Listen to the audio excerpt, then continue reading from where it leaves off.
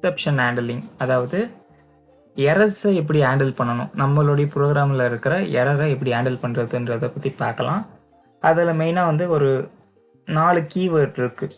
Try, accept, else, finally. அதாவது exception ஹேண்டலிங்கில் மொத்தம் 4 keyword இருக்குது. Try, accept, else, finally. ஒவ்வொன்றா பார்க்கலாம். ஃபஸ்ட்டு வந்து ட்ரை எப்படின்னா, ட்ரைன்னு ஒரு கீவேர்ட் கொடுத்துட்டு இந்த ட்ரைக்குள்ளே நான் ஒரு டாஸ்க் தரேன். லைக் பிரிண்ட் எக்ஸ் அப்படின்னு கொடுத்துட்டு எக்ஸப்ட்ன்ற ஒரு இன்னொரு கீவேர்டில் பிரிண்ட் எரர் அக்கர்ட் அப்படின்னு நான் கொடுக்குறேன். இது உங்களுக்கு புரியாது. இப்போ நான் எப்படின்னு சொல்கிறேன். நம்ம இங்கே ஒரு டாஸ்க்கை மென்ஷன் பண்ணுறோம். இந்த டாஸ்க்கை ட்ரை பண்ணுன்னு சொல்கிறோம். இந்த டாஸ்க்கை ட்ரை பண்ணுறப்ப ஏதாச்சும் எரர் அக்கர் ஆச்சுன்னா இந்த ஒரு விஷயத்த பண்ணுன்னு நம்ம வந்து இங்கே மென்ஷன் பண்ணுறோம். லைக் எக்ஸை பிரிண்ட் பண்ணுறப்ப ஏதாச்சும் எரர் அக்கர் ஆச்சுன்னா எரர் அக்கர்டுன்னு பிரிண்ட் பண்ணு நம்ம சொல்கிறோம்.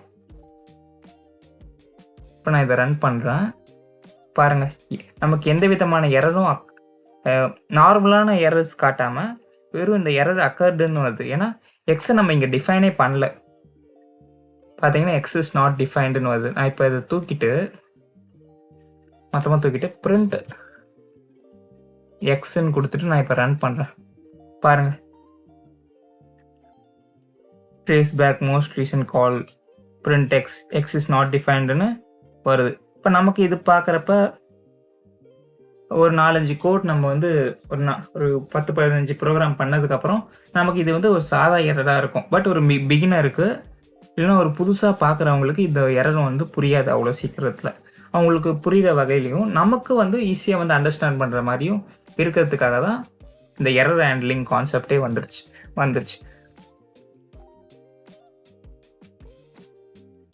Try, print X, accept, print error occurred because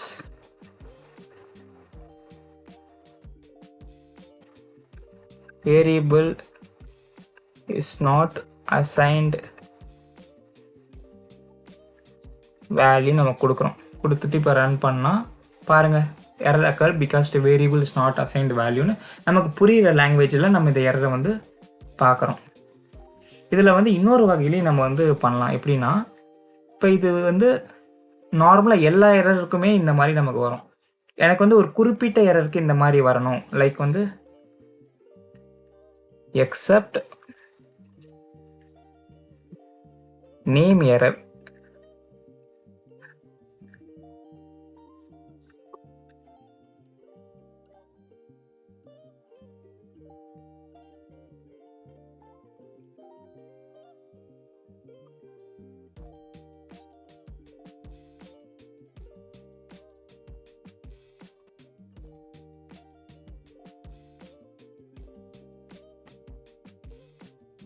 அதாவது நேம் எரர் வந்துச்சுன்னா எனக்கு இது பிரிண்ட் ஆகணும், வேரியபிள் இஸ் நாட் அசைன்டுன்னு. இல்லை எனக்கு மற்ற எரர்ஸ் வந்துருச்சுன்னா எரர் ஆக்குறதுன்னு பிரிண்ட் ஆகும். நேம் எரர்னு வந்தால் ஃபஸ்ட்டு இது பிரிண்ட் ஆகும். இல்லை நேம் எரர் இல்லை வேற ஒரு எரராக இருந்தது தான் எனக்கு இது பிரிண்ட் ஆகும். லைக் இங்கே நான் வந்து எக்ஸ் ஈக்குவல் டு 0ன்னு கொடுத்துட்டு எக்ஸ் டிவைட் பை 100ன்னு கொடுத்துட்டு நான் இப்போ ரன் பண்ணுறேன். வெயிட் பண்ணுங்க, சாரி.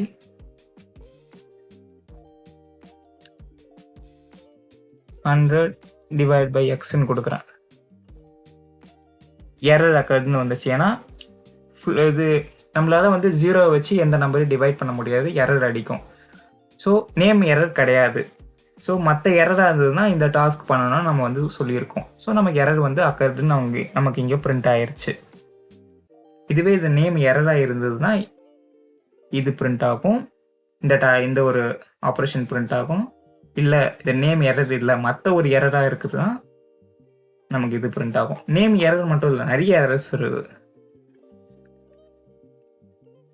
டைப் எரர், லைக் நான் வந்து எக்ஸ் வந்து 0ன்னு வச்சிருக்கேன்.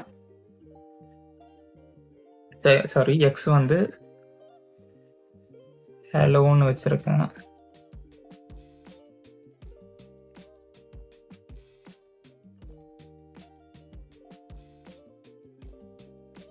ஹண்ட்ரட்னு கொடுத்து நான் இப்போ ரன் பண்ணேன்னா எரர் அக்கர்டுன்னு வந்துருக்கு பாருங்க. ஏன்னா ஸ்ட்ரிங்கை வந்து நம்மளால நியூமரிக்கல் ஆப்ரேஷன்ஸ் பண்ண முடியாது, அப்போனா அது டைப் எரர். அதனால் நமக்கு டைப் எரர் அக்கர் ஆச்சுன்னா நமக்கு இந்த இது பிரிண்ட் ஆகும். ஸோ இது பிரிண்ட் ஆகிருக்கு. இல்லை மற்ற எரராக இருந்ததுன்னா நமக்கு இந்த ஆப்ரேஷன் பிரிண்ட் ஆகும். இப்படி தான் ட்ரை அண்ட் எக்ஸெப்ட் வந்து ஒர்க் ஆகும். இதுலேயே வந்து எல்ஸ்ன்னு ஒரு கான்செப்ட் இருக்குது. நான் இதை ரிமூவ் பண்ணிடுறேன்.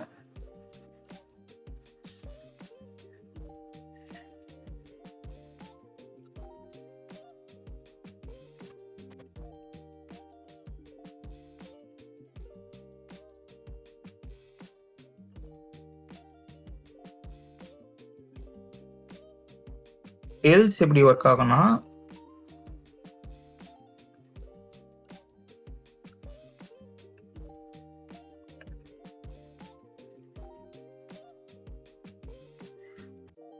இப்போ அந்த நம்ம பண்ணுற இந்த டாஸ்கில் வந்து எந்த விதமான எரருமே இல்லை, நோ எரர் வந்து இருக்குன்னா, எந்த எரருமே இல்லைன்னா நமக்கு வந்து இந்த எல்ஸில் இருக்கிறது மட்டும் ரன் ஆகும், இந்த எக்ஸப்டில் இருக்கிறது ஆகாது. ஏன்னா எரரே இல்லை.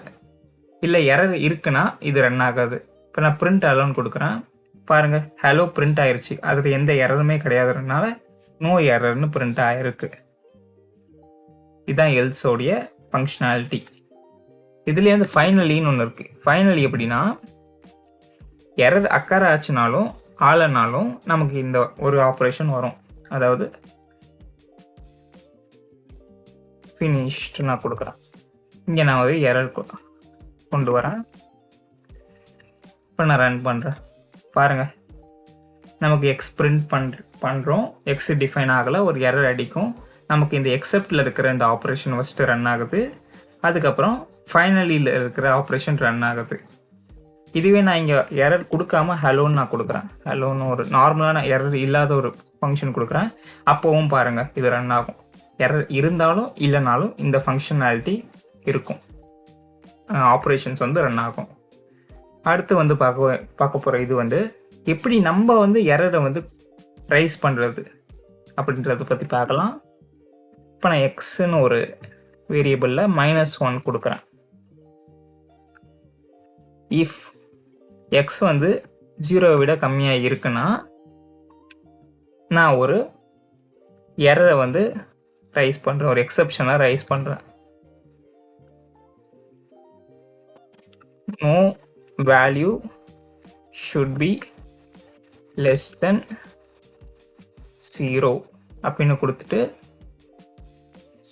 நான் இப்போ ரன் பண்ணுறேன் பாருங்க, நமக்கு ஒரு எக்ஸப்ஷன். நம்ம இங்கே வந்து எந்த விதமான ஆப்ரேஷன்ஸும் பண்ணல, பட் நம்ம ஒரு எக்ஸப்ஷனை வந்து ரைஸ் பண்ணியிருக்கோம், ஒரு எரரை ரைஸ் பண்ணியிருக்கோம். அதனால நமக்கு வந்து எக்ஸப்ஷன் இந்த வந்திருக்கு பாருங்க, no value should be less than 0ன்னு நமக்கு வந்து ஒரு எரர் வந்து இங்கே டிஸ்பிளே ஆகுது. இப்படி நம்ம வந்து எரரை வந்து ரைஸ் பண்ணலாம். ஸோ இதுதான் வந்து எக்ஸப்ஷன் ஹேண்ட்லிங்.